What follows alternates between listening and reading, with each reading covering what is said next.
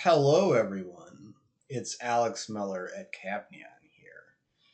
If you read any kind of business or financial news today, you probably noticed that the Federal Reserve cut interest rates by 50 basis points. I'm a big monetary macro hobbyist, and I think these things are underappreciated. So I'd like to dive really deep on this event. I'm going to talk about the stuff you might read in the newspaper. How does Wall Street look at this? How does this affect your stocks? How does it affect the economy?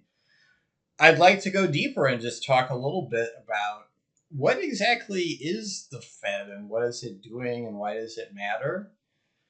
You should hang on for the end of the video because I think most profound is how much these things trickle down into every weird business story you might read in the news, and even how much fun it is to be in a crowded bar on a Friday night over the years.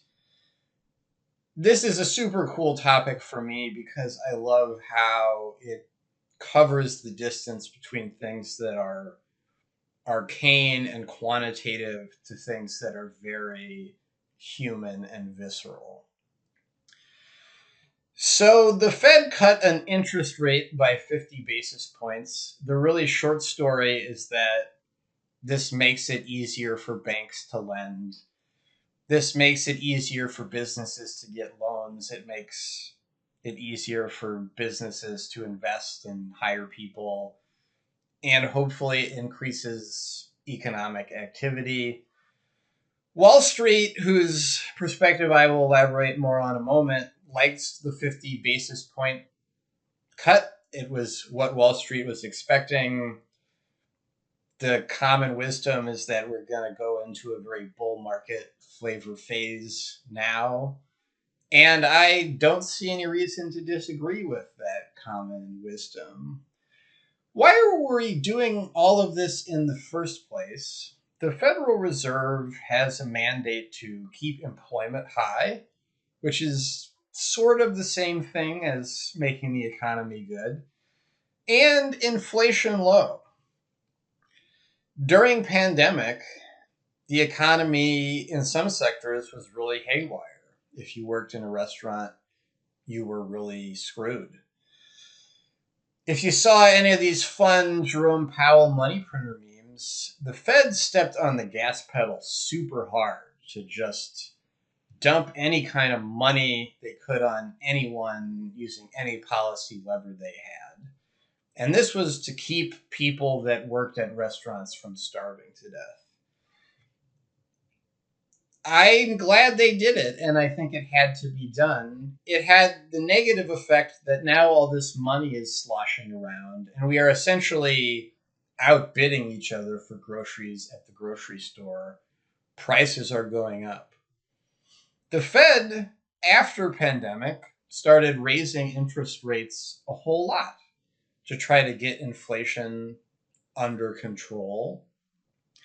And there was a long period where interest rates are up. This is really supposed to slow down the economy. And the Federal Reserve is doing a very delicate dance of we want to slow down the economy enough so that there is not so much inflation, but we don't want to damage it so that people lose their jobs. And lots of entities, businesses, Wall Street, that care about interest rates and the economy are watching this really closely as well. It was widely anticipated the Fed would do this 50 basis point cut. Kind of what it means is the Fed is saying we feel like we've got a nice handle on inflation now, and we are shifting gears to worry about the state of the economy and people losing their jobs. I hope they're doing a good job, and we're going to find out. These things unfold slowly. So, to recap, there's a signal here. Fed thinks inflation is getting better, trying to stimulate the economy more. Hopefully, they did the right amount of the sauce. If they did it wrong, maybe inflation spikes, and that's bad. Maybe they didn't do enough. I don't think anybody really thinks this, but if they didn't do enough cutting, maybe we could have a recession, and that is also bad. So if you hear this term soft landing, that's where the Fed threads the needle and gets inflation down without making too many people lose their job. It's pretty hard to do. And this 50 basis point cut is an important milestone on that journey. Are they going to pull this off or not? I just want to say real quick, there's so much conversation about the Fed. The Fed is theoretically a private entity established by the government. It has special powers to buy and sell government debt without actually needing the money to do it. Government debt is the foundational, ultra safe financial instrument. And this is also why people talk about Congress deciding it doesn't want to do a budget and pay the federal government's debt as the end of the world, because a whole lot of people bet on the government's debt as it's a sure thing, you're definitely going to get paid back. Why is it important to manipulate this kind of weird ultra safe investment? Well, if you make ultra safe investments unavailable to buying lots, then people get sketchier investments. If you make them super available by dumping lots, people like safe investments and might pick them up. In the end, all of this is designed to influence whether banks can get loans to give loans to other people. And as I mentioned, this feeds through all other areas of the economy. Okay, now the fun stuff. Between the housing crisis in 2008 and pandemic, monetary policy was super duper loose in a way unprecedented for how little inflation it produced. So the Fed was just spraying money all over people.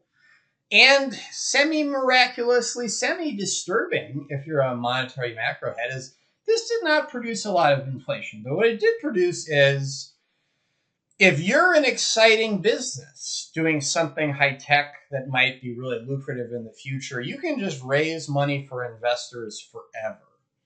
And it's a very long road. People were very, very patient. You don't need profits. You don't need a clear idea how you were going to get profits.